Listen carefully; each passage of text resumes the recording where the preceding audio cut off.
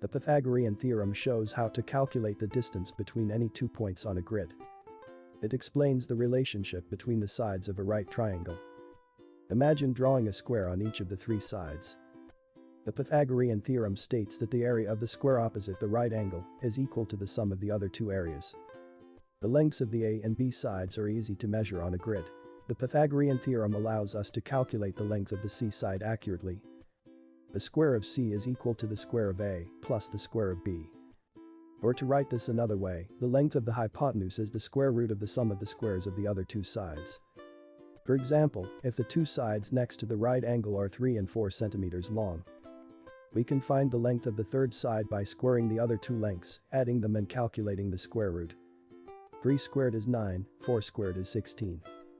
Together they are 25. So the hypotenuse is 5 centimeters long.